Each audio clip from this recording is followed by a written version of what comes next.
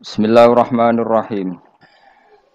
Terus Imam Fathul Bari itu cerita, ketika Rasulullah SAW dawuh iqra'hu fi syahrin, ada sahabat yang pamit mau khataman tiap bulan enggak boleh, 2 minggu enggak boleh, seminggu enggak boleh. Walhasil itu dipakai alasan. Terus Nabi ngendikan iqra'hu fi syahrin sampai iqra'hu fi sab'in, sampai ada riwayat iqra'hu fi salasin. Sudah 3 hari khatam sekali itu sudah kebanyakan.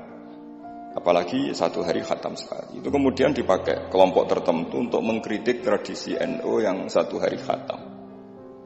Tapi apa jawabannya Imam Fathul Bari? Apa mereka yang mengkritik itu benar-benar nyata iqra'hu fi syahrin, kemudian mereka itu khatam tiap bulan? Kan enggak juga.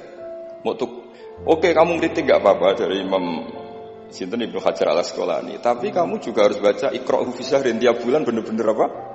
Khatam. Iqra'hu fi sab'in. Memang benar-benar tiap 7 hari khatam. Niki ngritik sing khataman sedina tapi ya ora khataman tiap 7 hari. Jangan bakatnya menjen ngritik. Nah, terus Imam Fathul Bari cerita, a'rafun nas, orang paling tahu tentang yang dikehendaki Rasulullah SAW tentu ashabu, beberapa sahabatnya. Dan ternyata Sayyidina Utsman itu setiap malam khatam. Artinya apa? Tiap hari beliau khatam. Masa Sayyidina Utsman enggak tahu hadis itu? Sayyidina Utsman tiap malam niku khatam. Imam Bukhari rawi hadal hadis yang meriwayatkan Nabi itu melarang khataman keseringan, yang meriwayatkan hadis iqra'hu fi syahrin iqra'hu fi sab'in. Beliau itu tiap malam khatam Quran, dan khusus Ramadan khatam 2 kali. Bukan karena order lagi. Memang benar-benar khatam. Jadi pagi khatam, indal iftar, nanti khatam lagi sampai indas sahur. Sehingga terus mulai sanad kula dugi Mbah Dola, dugi Mbak Arwani sedanten lewat orang tua saya, lewat guru-guru kita. Khataman tiap hari itu enggak punya akibat apa-apa. Karena itu ahwalu masyayikhina, itu sudah perilaku masaya-masaya kita. Terus niki yang perlu saya ungkapkan. Kemudian orang-orang yang kayak Mbah Minan itu ngalami toyul wakti. Gurunya Imam Sa'roni namanya Ali Al-Mursifi. Ini cerita tentang Sirajul Qori, saraipun Mandumah Satibi. Di antara keramatipun gurune Imam Sa'roni niku 1 hari itu khatam 360.000. 1 hari. Sampeyan sembayang 360.000. Niku boten sampean takwil paling kulhu pengganti Quran. Boten, ya memang dibaca. Sampai muridnya Imam Sa'roni itu tanya, "Taqra'uhu bi harfin wa sautin?" Apa kamu baca dengan huruf juga ada suara jenengan? Naam. Terus kata beliau, maddawahi al-waqta. Ini Allah memanjangkan waktu untuk saya ikraman di Rasulih Muhammad sallallahu alaihi wasallam. Jadi beliau ngalami toyul waktu. Toyul waktu itu waktu diringkas sedemikian rupa sehingga beliau baca itu dalam waktu 24 jam ya kayak mungkin bagi kita ratusan tahun. Namanya toyul waktu. Nah, kenapa itu bisa terjadi? Terus kata-kata sarahnya Satibi tadi Sirahul Zuhra, wa hadza amrun la tasa'ul uqul wa haduna minhu at-tasdiq. Ini sesuatu yang mungkin nalar kita tidak sampai, tapi sudahlah kita percaya saja. Nah, kenapa kita percaya? Karena Quran itu kalamullah sing aslinya itu laisa fi harfin wala sautin. Tidak melibatkan suara, tidak melibatkan huruf. Itu yang kalamun azaliyun. Kemudian orang ini ditarik ke Lauh Mahfud. Kemudian dia ngalami yang seperti itu. Dan itu bagi orang-orang dekat Allah sah saja. Kuntu samahu alladzi yasma'u bihi wa basarahu saterusnya. Orang-orang yang dekat Allah itu ibaratnya mau melafadzkan apa saja itu sudah kayak mewakili itu. Kenapa begitu? Karena dia saking fananya pada dirinya sampai ya memang fana. Sehingga ya dia sudah, tapi bukan manunggaling kawula Gusti mboten. Misalnya begini, saya beri contoh. Andaikan sampean itu jadi wali, sebetulnya saya bilang andaikan ini su'uladab, bisa saja wali betul. Tapi kayaknya kok belum meyakinkan. Andaikan dulu, urutannya andaikan dulu. Kalau sampean jadi wali, itu enggak tahu bedanya antara ayam itu melahirkan telur atau telur lahir dari ayam dengan ayam itu lahir dari batu. Itu nggak tahu bedanya. Apalagi Nabi. Nabi itu malah nggak kepikiran kalau itu ada bedanya. Kenapa? Ketika kamu percaya kudroh azaliyah sing ghairu mahsurah, kamu percaya kudrohnya Allah Ta'ala itu tama sempurna, itu kan sampai mesti berpikir, memangnya ayam bisa bikin telur? Memangnya telur punya kemampuan apa untuk menjadi ayam? Jadi sampai tahu betul kalau ayam itu tidak ada kudrohnya sama sekali, tidak ada kemampuan sama sekali untuk melahirkan telur, telur tercipta jadi ayam. Artinya apa? Meskipun sesuatu itu sudah adi, sudah biasa, tetap yang ada adalah kudratullah, bukan hukum adat yaitu ayam menelur. Sehingga seorang nabi itu, misalnya Nabi Soleh ditanya, apa bukti mujizat kamu? Saya minta unta keluar dari batu besar ini. Dari Nabi Soleh, ya enggak apa-apa. Karena beliau itu tahu betul ketika unta lahir dari unta, itu memangnya unta bisa apa? Memangnya unta iso gawe unta, ayam iso gawe telur. Semua itu ada kudroh azaliyah, ada kudrohnya Allah. Nah wali dan apalagi nabi itu tahu betul itu. Sehingga nggak ada bedanya. Misalnya para nabi sampean tanya, ayam bisa melahirkan telur, apa batu ini bisa melahirkan telur? Ya jawabnya bisa. Sehingga ya betul lah. Terus ada Naqatu Soleh itu keluar dari apa? Batu. Dan Nabi Soleh biasa saja karena beliau memang nabi. Rasulullah ketika sahabatnya kelaparan, terus diundang Jabir, masakannya sedikit. Ya beliau bilang, ini masakan harus jadi banyak. Ya banyak, untuk orang sekian ribu cukup. Ketika sahabat kurang air di padang Sahara, gitu, sahabat bingung nyari air, Nabi malah sari, masyhur. Sari, terus ya santai aja ketika beliau dilaburi kurang air, terus ya sudah minum air dari sini, terus fana ba'al ma'min baini asobi. Karena Nabi itu orang yang tidak bisa didikte oleh hukum adat. Sehingga tak terus ayam ini bisa melahirkan telur, berarti mungkin. Kalau batu enggak melahirkan telur, enggak mungkin. Terus kamu bilang ini mungkin, ini tidak mungkin. Itu kita kalau di matolek kan diajari. Padahal mungkin tidak mungkin berdasar hukum adat, bukan berdasar kudrohnya Allah Subhanahu wa Ta'ala. Nah, orang-orang yang sudah begini, masalah rezeki juga gitu. Soalnya sementing para pangeran, musok dimbarno pangeran. Akhirnya sudah sementing muamalah mbek Allah. Makanya dulu ada cerita seorang Habib, dia nggak punya pekerjaan, terus setiap hari dia sholat, tiap pagi ngantor. Ternyata dia ke musola atau ke masjid sholat. Terus kata Habib itu, ya Allah, semua orang yang kerja engkau gaji, maka saya ya harusnya engkau gaji. Iku yo terus sugih, tapi bukannya ditiru ora ya. Jadi dia apa ngantor ya ora di kantor, ngantornya di masjid sholat. Tapi ini nggak boleh gaya-gayaan yang sudah makomnya seperti itu. Orang sampean gak makome ribet. Tapi ini cerita ya, kalau tak belajar Quran. Sehingga para nabi itu gak kepikiran, misalnya Nabi Ibrahim itu gak kepikiran kalau api itu bisa membakar, karena beliau tahu api apa punya ikhtiar, api apa punya irodah, punya kehendak, api apa punya cara yang diinginkan api itu untuk membakar saya, kan tidak juga, dia benda mati. Pasti itu murtangan Allah. Sehingga ketika beliau mau dibakar ya santai aja, beliau gak tahu bedanya di sana sama di sini. Semua nabi itu begitu, ma kunta tadrimal kitab walal iman. Makanya semua nabi itu rata-rata ummi itu ya pokoknya sudah begitu. Makanya disuruh berdoa ya nggak mau. Kata malaikat Jibril, saya Jibril untuk nolong kamu. Tidak, saya tidak butuh kamu. Maksudnya kamu ngomong nanti tak sampaikan ke Allah. Allah itu sudah tahu tanpa kamu. Hasbi min su'ali ilmuhu bihati. Itu Nabi. Nah, Rasulullah Muhammad SAW juga sama. Ketika mau perang Badar, itu kan musuhnya itu 1000 lah kira-kira gitu. Sahabat itu 300. Terkenalnya 313 sama dengan ashabi apa itu? Talut itu. Apa itu? Waqatala apa Dawud itu, ashabi Dawud itu. Itu Nabi ya santai aja. Padahal itu pedang satu dipakai orang 10. Sampai bisa bayangkan perang pedangnya gentinan. Tidak bisa kan? Tapi Nabi karena diutus Allah ya jalan saja. Dia santai. Karena bagi Nabi itu nanti ada kudratullah. Betul.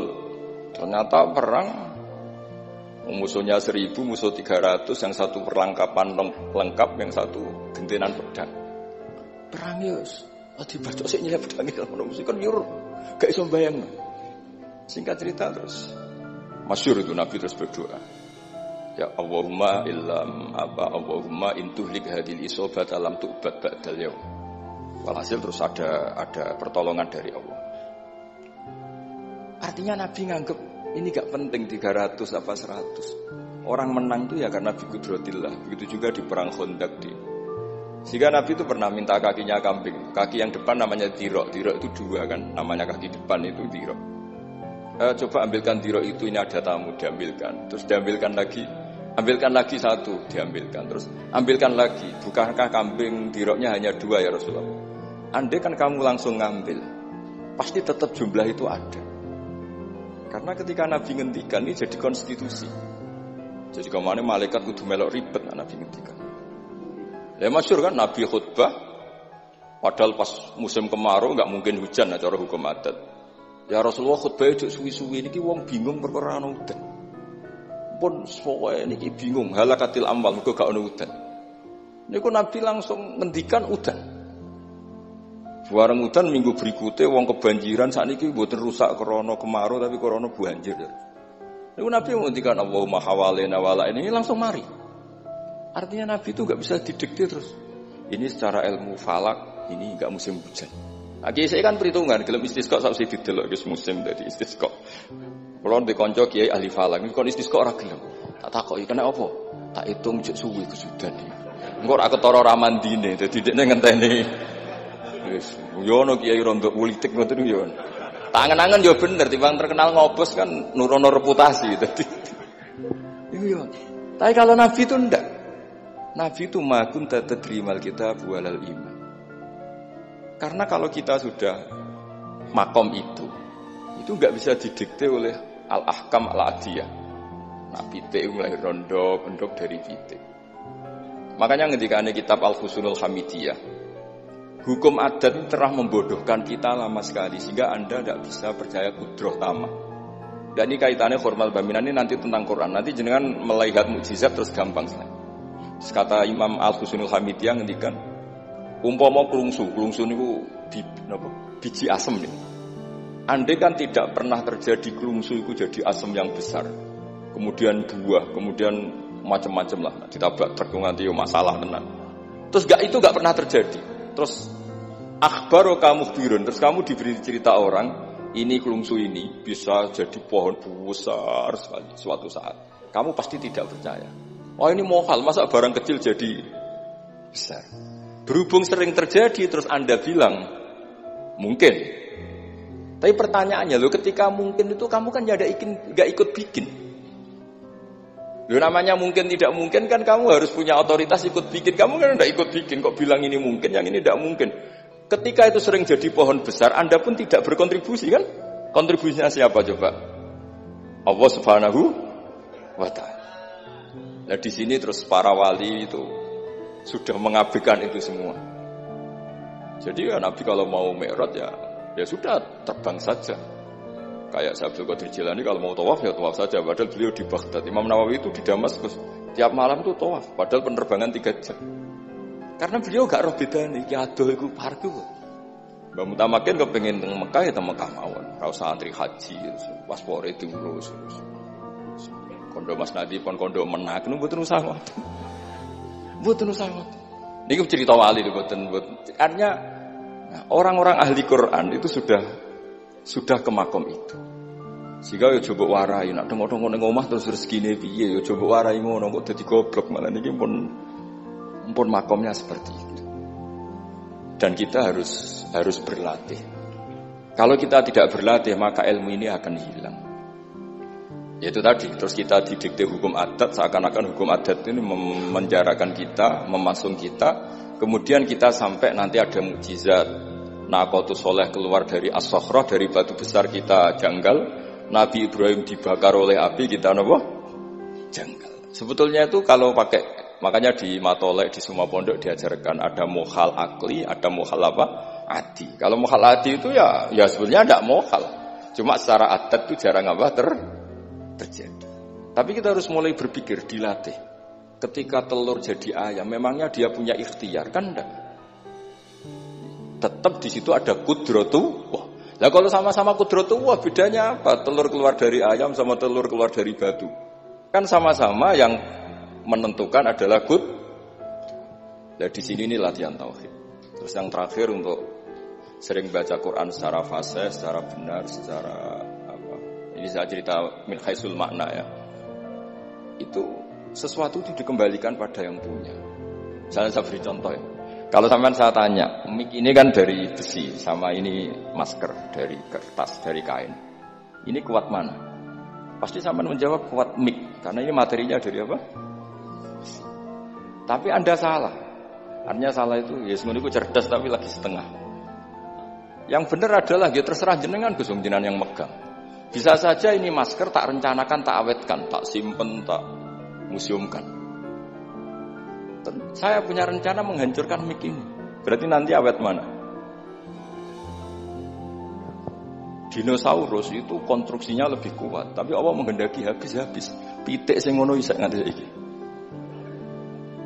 Nah, kira-kira seperti itulah hukum Allah. Karena agama itu apa? Jadi ya mambiati malakutu kulli syai'. Agama itu berkeyakinan kalau ya terserah yang punya. Jadi kalau di depan agama kamu tidak bisa bilang ini lebih kuat dibanding ini, tidak bisa. Tetap terserah yang Jadi kalau jenengan cerdas betul ditanya, mic ini sama masker kuat mana? Terserah jenengan. Atau kalau enggak, wallahu a'lam. Karena memang, iya apa artinya ini lebih kuat, tapi saya punya rencana menghancurkan. Tapi ini lemah, tapi aku punya rencana tak awetkan. Nah, seperti itu harus dilatih supaya kita terbiasa iman itu bil bayyinah, dengan argumen-argumen yang kuat. Karena memang syaratnya iman menurut banyak ulama ya, lam yakunil ladzina kafaru min ahlil kitab wal musyrikin munfakina hatta ta'tiyahumul bayyinah. Jadi sehingga semua rasul itu punya kecakapan itu. Makanya nanti kalau suatu saat dengan dekat ajal, dekat apa, itu harus begitu juga dilatih. Ketika saya hidup ya tidak bisa mengatur kehidupan saya, cara kerja jantung, cara kerja organ tubuh kita. Sebenarnya kita hidup kan hidup saja, kita tidak tahu kenapa hidup. Tapi sawangannya nak wis mangan menjaga kehidupan. Sawangannya nak wis berobat menjaga apa? Kesehatan. Tapi kita bisa apa di depan kudratullah? Jadi harus dilatih terus. Karena ini ngaji bagi yang ahli Quran itu 10 suwun. Adat kados Mbah Minan, Mbah Dimyati, beberapa ulama yang enggak keluar kamar itu mulai dulu juga ada. Itu juga satu manhaj, karena sudah asik dengan Allah maka asing mengalami wahsah dengan yang lain. Tapi juga ada ulama yang milih kumpul orang banyak sehingga manfaati orang banyak. Dan menurut saya figur-figur di kajian itu sudah sempurna lah. Ada model Mbah Dola, Mbah Sahal, Mbak Minan sendiri tertutup, tapi Ibu Umi Tuha sosialisasi qiraati kemana-mana. Sehingga ini pelajaran bagi kita bahwa pilihan dekat Allah itu variannya banyak. Yang penting ikhlas sambil terus belajar mendengarkan makalah-makalahnya ulama. Karena makalah ulama ini penting. Kita kalau nggak diwarai ulama itu tidak bisa cara berpikir bersanad. Saya sering didhawuhi Mbah Mun, ihdinas siratal mustaqim itu siratal ladzina an'amta 'alaihim. Kenapa tidak sirataka, jalanmu ya Allah? Fa inna Allah ta'ala la ya'kul wa la yashrab wa la yanam. Allah itu enggak makan, enggak tidur, enggak apa-apa. Terus kita bisa niru apa, Pak? Tapi kalau siratal ladzina an'amta 'alaihim artinya thariqullah adalah dengan mengikuti orang-orang yang telah diberi nikmat. Jadi kita niru Mbah Dola, niru Mbah Arwani, niru orang-orang baik. Karena kita enggak bisa niru Allah. Makanya setiap Allah cerita orang kebaikan, cerita kebaikan itu pasti cerita aktor-aktornya. Ulaikal ladzina an'ama Allahu 'alaihim, terus minan nabiyyin. Terus itu aja diceritakan keluarganya, min dzurriyyati Adam wa mimman hamalna ma'an, supaya orang itu hormat sama leluhur. Saya kenapa cerita Mbah Mutamakin bukan tafakhur bin nasab, bahwa kita soleh begini tuh barokahnya doanya orang-orang dulu. Min dzurriyyati Adam wa mimman hamalna ma'an. Masih diteruskan wa min dzurriyyati Ibrahim wa Israil. Baru soleh secara umum yang tidak perlu nasab. Wa mimman hadaina wajtabaina. Jadi Allah menghormati nasab sampai seperti itu. Sehingga rata-rata orang-orang soleh itu ya mbah-mbahnya soleh. Mosok turunane sing wakaf masjid, sing kiai puluhan tahun kalah mbek wong sing dadakan dadi kiai. Iku ketoke ora pati fair. Niki mboten kok urusan kula fanatik nasab nggih. Tapi tetap ini bisa jadi kiai karena melok partai wa mimman hadaina wajtabaina. Tapi yo ketoke yo pantes yo rada antri lah, cukup ngarep nemen-nemen nak. Ya masa terus misalnya ra tau wakaf masjid, ra tau wakaf tanah, ngerti-ngerti kepengin mimpin.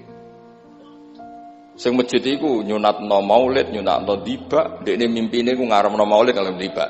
Ya nak ngaramno iku nggih masjid dhewe, aja ning masjid iki kan ngoten. Terus Allah itu saking reganine tiang-tiang soleh dulu itu sampai ketika cerita orang baik itu pasti cerita mbah-mbahnya. Wa kana abuhuma sholihah. Ketika ada orang diperhatikan Nabi Khidir itu pertimbangannya wa kana abuhuma sholihah. Itu dalam kitabnya Said Muhammad, abuhuma itu abuhu as-sabi'. Jadi bapak yang ketujuh dari Hulam ini, bukan bapaknya pas. Kayak Mbah Mutamakan sekarang sudah turunan ke berapa, tapi barokahnya sampai sekarang. Jadi selalu ada cerita itu. Makanya disebut ta'allamu ansabakum matasiluna bihi arhamakum. Kamu harus kenal nasab-nasab kamu supaya kamu bisa menyambung rahim-rahim. Kemudian nasab yang gen ini khusus umatnya Rasulullah SAW, alhamdulillah ditambah nasab sebab. Jadi misalnya para habaib itu jelas mulia sekali karena dzurriyyah bad'ah min Rasulillah. Kemudian ada nasab bisabab, yaitu karena iktidak bisunati Rasulillah atau karena ngaji atau karena ilmu. Ini disebut kullu nasabin wasababin munqati'un yaumal qiyamah illa nasabi wasababi. Sehingga ada orang yang benar-benar ahli bait karena gennya kayak Sayyid Hasan, Sayyid Husain, tapi ada orang yang diaku keluarga Nabi karena amalnya kayak Salman Al-Farisi ketika beliau punya ide cemerlang di Khandaq, Nabi memujinya dengan apa? Salman minna ahlal bait. Jadi niki artinya gini, jenengan meskipun tidak keluarga Mbah Minan secara gen karena yang keluarganya ya tentu Mas Fatah dan saudara-saudaranya, tapi kita bisa menjadi keluarga beliau karena amal dan karena mahabbah. Nggih ngoten mawon nggih sing ndonga nggih ampun kula lah. Wis nurut mawon daripada niki bentrok nggih ribet. Wow, nak gak nurut tuh Mas Nadi terus dikerano banjir ning pun teng kanan kiri niku ribet niku panglima tertinggi napa? Kudu wakili itu ketuane tapi semua yang jelas saged meremot. Nggih, monggo berdoa Al-Fatihah. A'udzubillahi minasyaitonir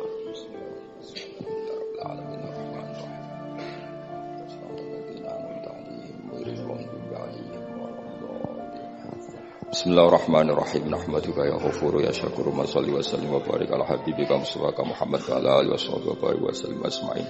Allahumma ya ilahana ya wa fi barakati da'ina ilaika barakati mutawassilina ilaika bi jaya habibika Muhammad. Ighfir ya awwalin ba Ahmad minnan Abdillah salam wa ali darajatihi fil jannah wa barik fi ahlihi wa fi dzurriyyatihi ya Allah.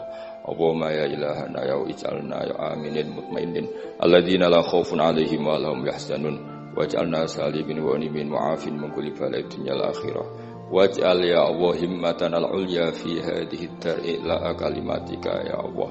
Hatta nakuna ya wa khutamatan di syariatika wa abnaina ya Allah wa abnaina fi khidmati syariatika al-kharra al-bayda lailuha kanahariha ya Allah.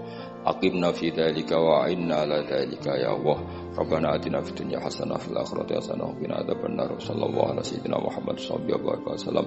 Subhana rabbika rabbil izzati amma yasifun wa salamun alal mursalin. Alhamdulillahi rabbil alamin.